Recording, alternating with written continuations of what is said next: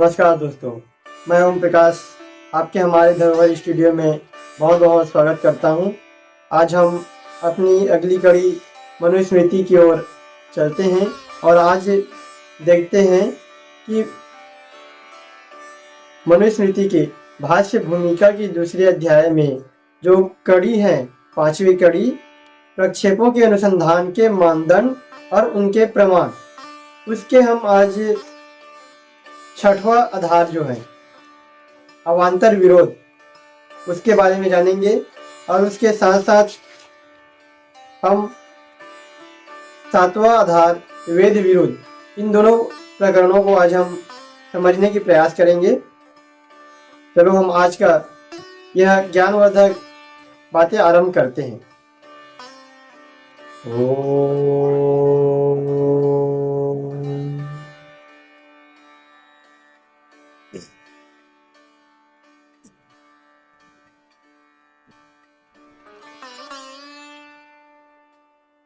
छठवां है अवान्तर विरोध। मनुस्मृति में कुछ प्रसंग ऐसे हैं जिनमें अंधाधुंध मिलावट हुई है। मनुस्मृति में कुछ प्रसंग ऐसे हैं जिनमें अंधाधुंध मिलावट हुई है। एक प्रक्षिप्त प्रसंग के अंतर्गत ही अनेक पारस्परिक विरोध पाए जाते हैं। इन विरोधों से कुछ निष्कर्ष सामने आते हैं।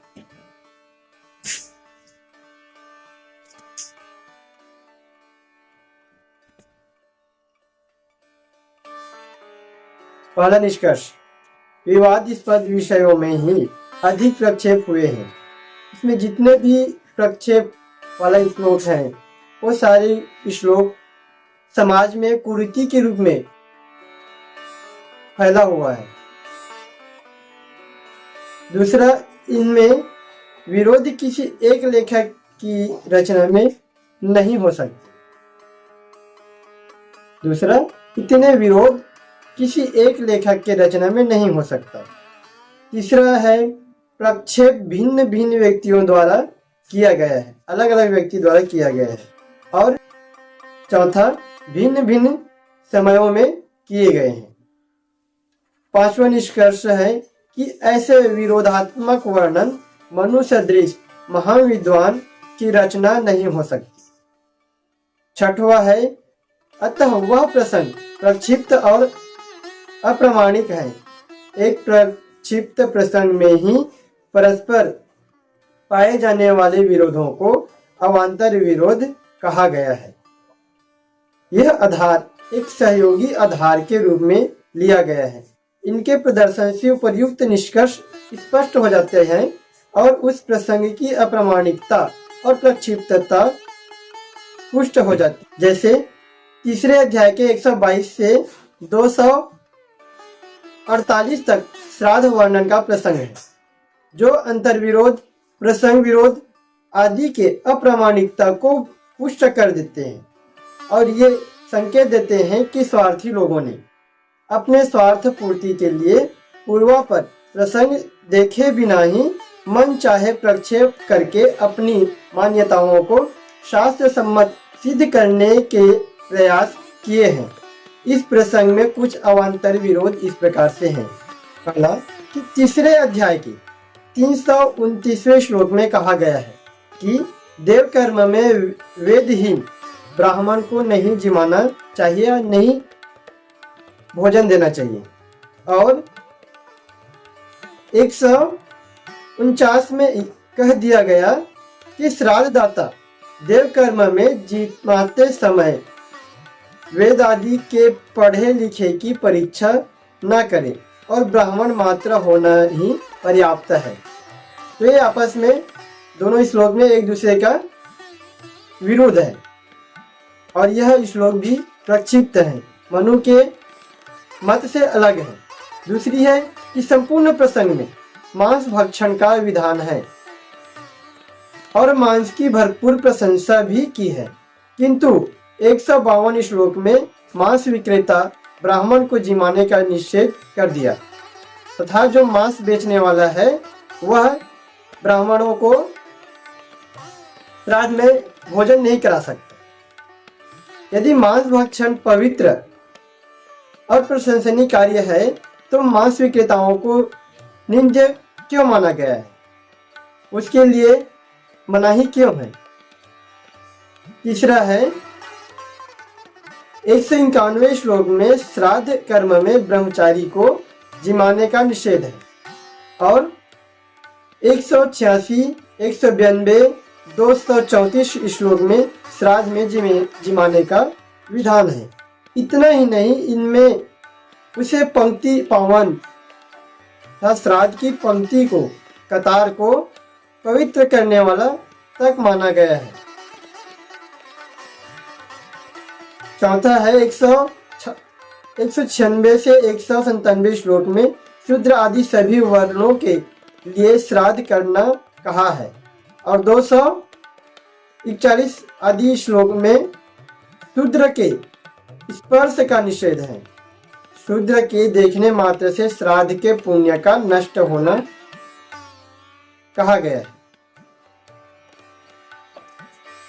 तो ये भी आपस में एक दूसरे का विरोध है।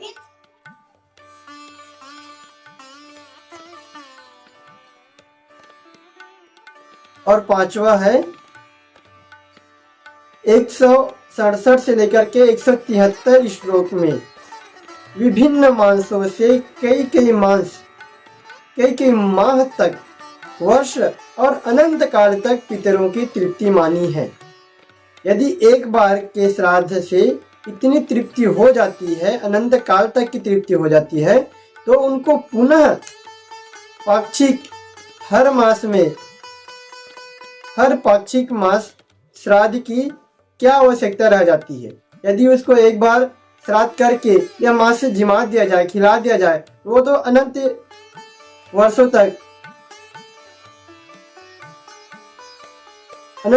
तक तृप्त रहेंगे, तो उसको हर साल, हर वर्ष जिमाने की आवश्यकता ही नहीं पड़ती। इस प्रकार से यह सारे श्लोक अवान्तर विरोध में आ जाएगा। इस तरह से हम इसमें इन इकाई के माध्यम से, इस आधार के माध्यम से हम यह समझ पाएंगे कि इसमें मनुस्मृति में जो अवान्तर विरोध श्लोक हैं वो कौन कौन से हैं। अब सातवां और आखिरी आधार है वेद विरोध। भाष्यकार सुरेंद्र कुमार जी कहते हैं कि मनुस्मृति के पहला का 3रा श्लोक, दूसरे का 6वां, जो हमारे संस्करण में पहले अध्याय के ही 125वां श्लोक है, 9वें अध्याय के 15, 12वें अध्याय के 93 से लेकर 99 तक, 109 से लेकर 123 श्लोक में यह विदित होता है कि मनुवेद को ही धर्म का मूलाधार मानते हैं और उनकी मनुस्मृति भी वेदानुकूल है। अन्य परवर्ती स्मृतियों ने भी मनुस्मृति को वेदानुकूल घोषित किया है। इसे यह निष्कर्ष निकलता है कि मनुस्मृति में कोई मान्यता वेद विरुद्ध नहीं होनी चाहिए। जो वेद विरुद्ध होगी वह मनु की मान्यता के आधार पर प्रक्षिप्त ही मानी जाएगी। यहाँ यह स्पष्टीकरण भी उपयुक्त होगा कि वेद की मान्यताओं को निर्विवाद रूप से स्पष्ट करना अपने आप में एक जटिल कार्य है। अतः वेदों की जो मान्यताएं बिल्कुल स्पष्ट हैं, उन्हीं के आधार पर, उन्हीं के अनुसार इस आधार पर उपयोग किया गया है। अतः वेदों की जो मान्यताएं बिल्कुल स्पष्ट हैं, उन्हीं के अनुसार इस आधार, जो वेद विरुद्ध आधार हैं, उस पर उपयोग किया गया है। विशेषतः उन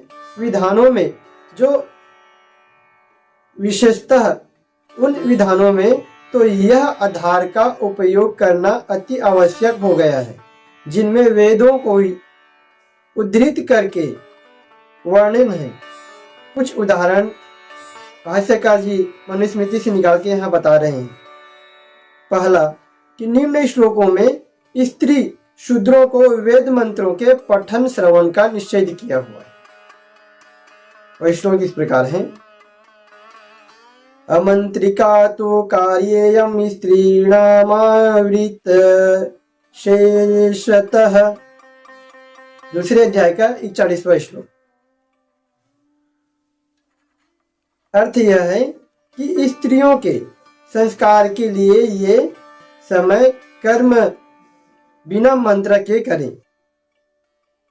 दूसरी श्लोक है सायं त्वन्नयस्य सिद्धस्य पत्न्य मंत्रम बलिम हरेत। तीसरी अध्याय का 121वां श्लोक। अर्थ है कि सायंकाल पाठशाला में बनाए अन्न से पत्नी मंत्रों उच्चारण किए बिना ही बलिदेव को भोग दे। तीसरा श्लोक है कि नाविस्पष्टमधीत न शूद्रजन सन्निधौ। चौथे अध्याय की 99वां श्लोक।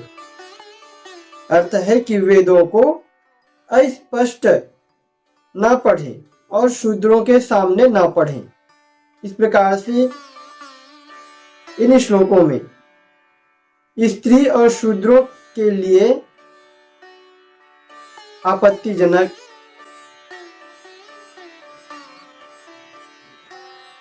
बातें या उनके विरुद्ध में बातें कही गई है। यह है मनुस्मृति में डली हुई श्लोक। अवेदों को मंतव्य, अवेद क्या कहते हैं इन शूद्रों और स्त्रियों के बारे में। तो अब उक्त विषयों पर वेदों के मंतव्यों का उल्लेख किया जाता है। भाष्यकार जी लिखते हैं कि उक्त श्लोकों में, ऊपर श्लोकों में वेद विषयक विधान स्वयं वेद विरुद्ध है। वेद में वेदाध्ययन सभी के लिए विहित है। श्लोक है यथे माम वाचम कल्याणी मा वदानी जनेभ्यः ब्रह्मराजन्याभ्याम शूद्राय चर्चाय च स्वाय चारणाय। यजुर्वेद 26:2 में। इसका अर्थ है कि परमेश्वर कहता है कि जैसे मैं सब मनुष्यों के लिए इस कल्याण अर्थात संसार और मुक्ति के सुख देने हारी ऋग्वेद आदि चारों वेदों की वाणी का उपदेश करता हूँ, वैसे तुम भी किया करो। यहाँ कोई ऐसा प्रश्न करने की जन शब्द से द्विजों का ग्रहण करना चाहिए, क्योंकि स्मृतादि ग्रंथों में ब्राह्मण क्षत्रिय वैश्य ही को वेदों के पढ़ने का अधिकार लिया है और स्त्री और शूद्र आदि वर्णों का नहीं। इसका उत्तर यह है ब्रह्मराजन्याभ्याम इत्यादि देखो कि परमेश्वर स्वयं कहते हैं कि हमने ब्राह्मण क्षत्रिय वैश्य शूद्र और अपने भृत्य या स्त्री आदि और अति शूद्र आदि के लिए भी वेदों का प्रकाश किया है। सत्यार्थ प्रकाश समोल्लास तृतीय की पृष्ठ 74 में इसको स्पष्ट रूप से दर्शाया गया है।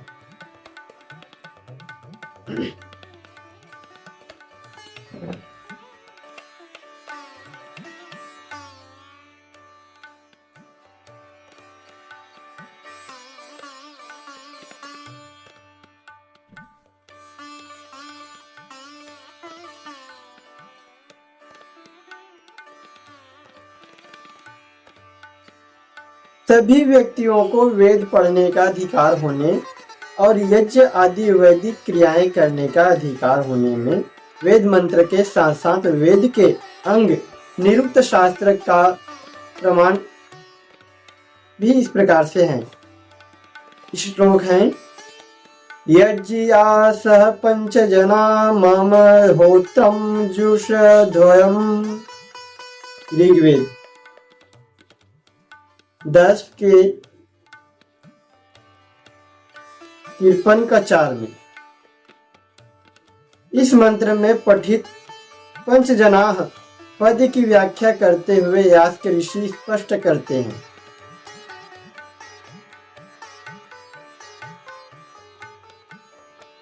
गंधर्वाः पितरो देवा असुरा रक्षांसि ते के चत्वारो वर्णाः निषादः पंचमीति औपमन्यवः निषादः कस्माद्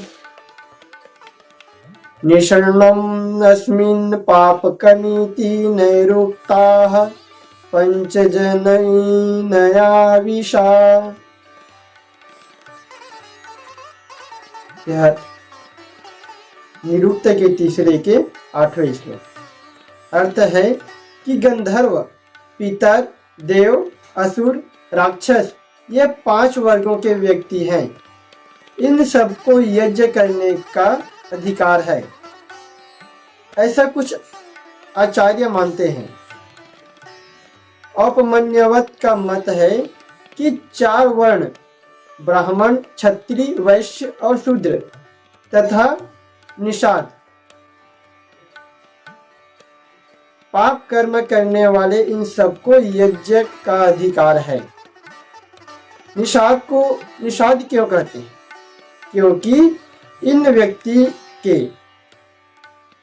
क्योंकि इस व्यक्ति के मन में पाप की भावना रहती है। इस प्रकार सभी मनुष्यों के ये 5 वर्ग हैं। यज्ञ में मंत्र पाठ अवश्य होता है, अतः सभी को वेदाध्ययन का अधिकार स्वतः प्राप्त है। अगला है कि स्त्रियों को वेदाध्ययन, विद्या प्राप्ति एवं ब्रह्मचार्य आश्रम के विधान में वेद का प्रमाण। श्लोक है ब्रह्मचर्येण कन्या युवानम विन्दते पतिम। अथर्ववेद 3 के 24, 11, 18। अर्थ है कि जैसे लड़के ब्रह्मचर्य सेवन से पूर्ण विद्या और सुशिक्षा को प्राप्त होके युवती विदुषी अपने अनुकूल प्रिय सदृश स्त्रियों के साथ विवाह करते हैं, वैसे ही कन्या ब्रह्मचर्य सेवन से वेदादि शास्त्रों को पढ़ पूर्ण विद्या और उत्तम शिक्षा को प्राप्त युवक होके पूर्ण युवावस्था में अपने सदृश प्रिय विद्वान पूर्ण युवावस्था युक्त पुरुष को प्राप्त हुए। इसलिए स्त्रियों को भी ब्रह्मचर्य और विद्या का ग्रहण करना आवश्यक माना गया है।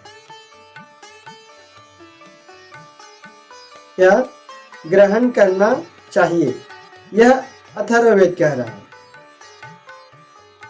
अब प्रश्न उठता है कि क्या स्त्री लोग भी वेदों को पढ़े? तो इसका उत्तर है कि अवश्य। देखो, स्रोत सूत्र में आदि में एक मंत्र आता है, इमं मंत्रम पत्नी पठेत। इसका अर्थ है कि स्त्री यज्ञ में इस मंत्र को पढ़े।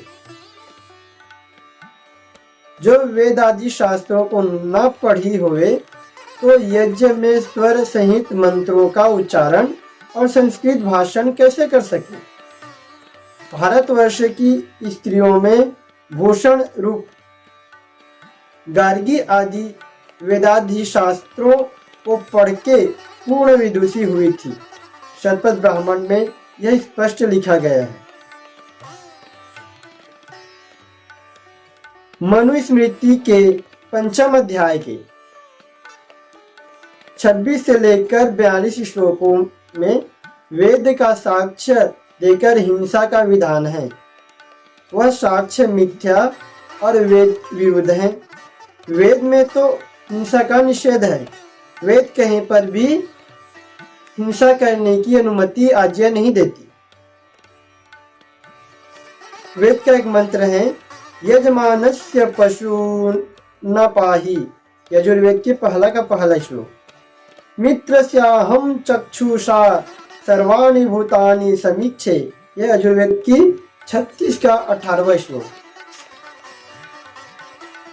अतः वेद विरुद्ध होने से मनुस्मृति के सभी हिंसा परक श्लोक प्रक्षिप्त कहलाएंगे। अंत में यह स्पष्ट कर देना भी आवश्यक समझता हूँ कि उपर्युक्त आधारों के अतिरिक्त और भी मानदंड बन सकते थे या बन सकते हैं, किंतु अभी केवल 7 ही आधारों पर कार्य किया है। यह भाष्यकार सुरेंद्र कुमार जी कह रहे हैं।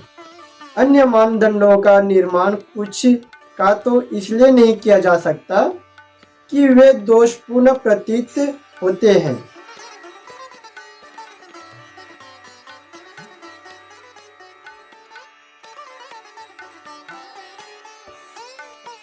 उदाहरण के रूप में यह बहुत संभव है कि कुछ श्लोक स्थान भ्रष्ट हो गए हों, लेकिन हम यदि स्वयं उनका क्रम निश्चित कर दें तो फिर कोई प्रतीत हुए और उनमें प्रक्षेप की कोई प्रवृत्ति लंबित नहीं हुई।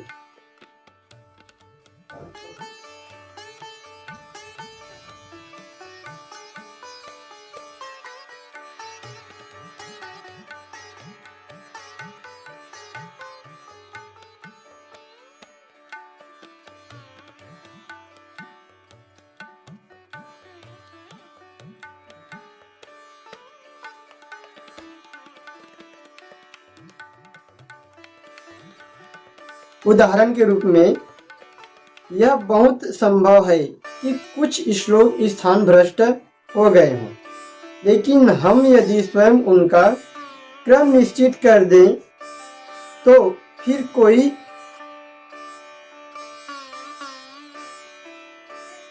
सीमित आधार नहीं रह जाएगा। कोई किसी श्लोक को कहीं रखेगा, कोई कहीं। ऐसे श्लोक तो स्थान भ्रष्ट प्रतीत हुए और उनमें प्रक्षेप की कोई प्रवृत्ति लक्षित नहीं हुई।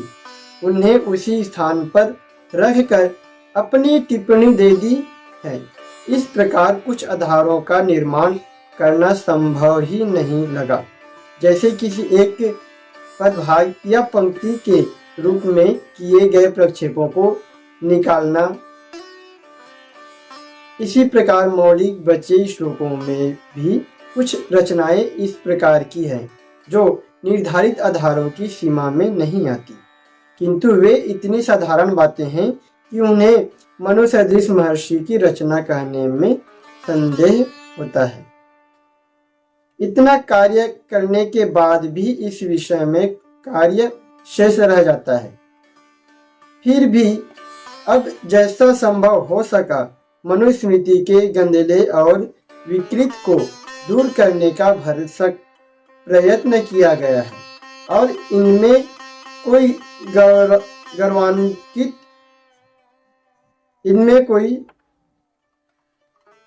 गर्वोक्ति की बात भी नहीं है कि इन मानदंडों से मनुस्मृति का शुद्धिकरण करने में इनका गंदलापन तो निश्चित रूप से दूर हो ही गया है। इस प्रकार से भाष्यकार जी ने इस 5वीं कड़ी में जितने आधार बनाए हैं उन 7वां आधार के माध्यम से मनुस्मृति को शुद्ध रूप में प्रस्तुत करने में बहुत ही आसानी होगी, सहायता होगी। इससे मनुस्मृति लगभग निश्चित रूप से ही अपने प्राचीन रूप में आ जाएगा और समाज में एक अपनी निश्चित स्थान फिर से पुनः आदिकाल जैसे बना सकता है। तो इस प्रकार से यह 5वीं कड़ी यहाँ संपन्न होती है।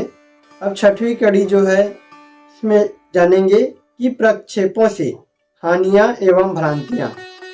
मनुस्मृति में जो प्रक्षेप डाले गए हैं उन प्रक्षेपों की वजह से मनुस्मृति में कितनी भ्रांतियां उत्पन्न हुई, लोगों में गलत धारणा उत्पन्न हुई, उससे मनुस्मृति और समाज को किस प्रकार से हानि उठानी पड़ी है उसके बारे में हम इसमें समझेंगे। तो ये वीडियो हम यहीं तक संपन्न करते हैं। उसके बाद हम अगले वीडियो में जानेंगे 6वीं कड़ी को। तब तक के लिए बहुत बहुत धन्यवाद।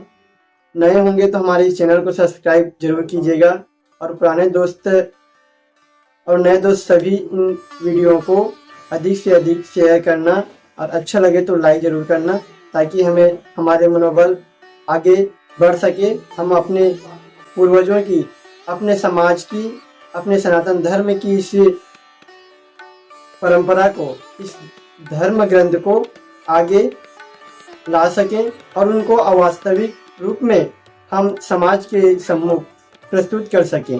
हम इसी छोटे से प्रयास को लेकर के हम आए हुए हैं। तो हमें आशा है कि आप हमारे इस कार्य में सहयोग जरूर प्रदान करेंगे। बहुत बहुत धन्यवाद। ओम।